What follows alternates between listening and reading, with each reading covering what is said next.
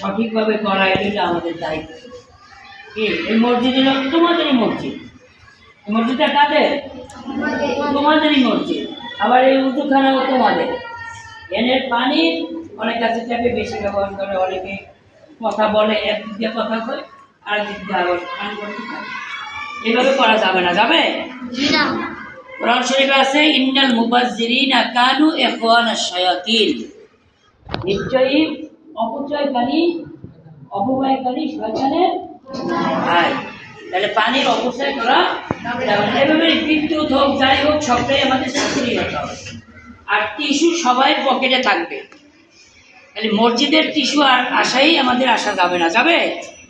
আমি বলছি সবাই পকেটে টিস্যু থাকতে হবে। আর তুমি যদি টিস্যু না নাও, এসব থেকে যদি পবিত্র হাসিল না করো, তাইলে কিন্তু তোমার নামাজ হবে না, হবে?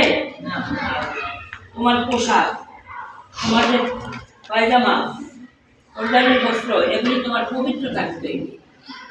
তোমার পবিত্র নাই, তুমি নামাজ করলে নামাজ হবে না। এই জন্য তোমার টিস্যু ব্যবহার করতে হবে একটু সময় নিয়ে, যাতে পেশাব নির্গত না হওয়া পর্যন্ত তোমার অপেক্ষা করিয়া তারপর তুমি উঁচু করিয়া সুন্দরভাবে মসজিদে চলিয়ে আসবা।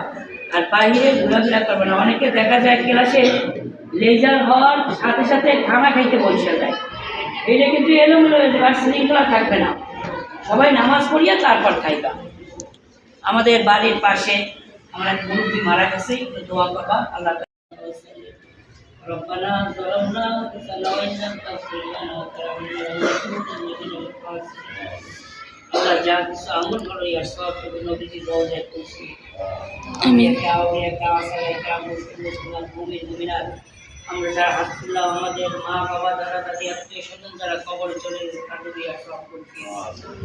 আল্লাহ যারা ইন্তেকাল করেছে, বিশেষ করে আমার এক প্রতিবেশী, আল্লাহ মেহেরবানি করে তার মেহরবানি করে জীবনে তার যত গুনাহ আছে মেহরবানি করে মাফ করে দিও। আল্লাহ কবরের জীবনের সব সুন্দরভাবে দেওয়ার তৌফিক দিয়ে দিও, সহজ করে দিও, জান্নাতবাসী করে দিও। আমাদের সকলকে মৃত্যুর প্রস্তুতি নেওয়ার তৌফিক দিয়ে দিও। আল্লাহ সুন্দরভাবে নামাজ বা জামাত আদায় করার তৌফিক দিও। আমিন। লা ইলাহা ইল্লাল্লাহ।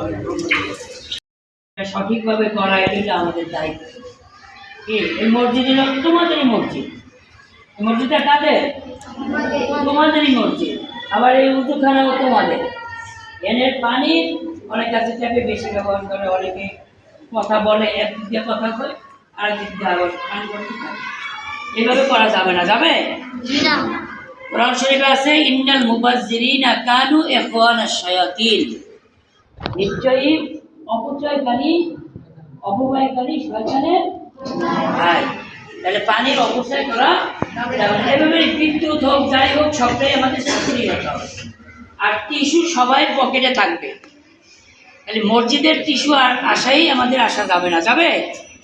আমি বলছি সবাই পকেটে টিস্যু থাকতে হবে। আর তুমি যদি টিস্যু না নাও, এসব থেকে যদি পবিত্র হাসিল না করো, তাইলে কিন্তু তোমার নামাজ হবে না, হবে? তোমার পোশাক, তোমার যে পায়জামা, কল্যাণের বস্ত্র, এগুলি তোমার পবিত্র থাকতে। তোমার পবিত্র নাই, তুমি নামাজ করলে নামাজ হবে না। এই জন্য তোমার টিস্যু ব্যবহার করতে হবে একটু সময় নিয়ে, যাতে পেশাব নির্গত না হওয়া পর্যন্ত তোমার অপেক্ষা করিয়া তারপর তুমি উঁচু করিয়া সুন্দরভাবে মসজিদে চলিয়ে আসবা। আর বাহিরে ঘোরাফেরা করবে না। অনেকে দেখা যায় ক্লাসে লেজার হওয়ার সাথে সাথে খানা খাইতে বসে যায়। এটা কিন্তু এলোমেলো হয়ে যাবে, আর শৃঙ্খলা থাকবে না।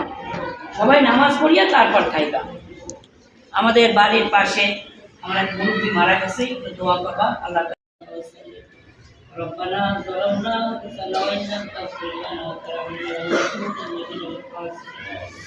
আল্লাহ যা কিছু আমল করো ইয়ার সব থেকে নবীজি রওজায় পৌঁছে আমিন।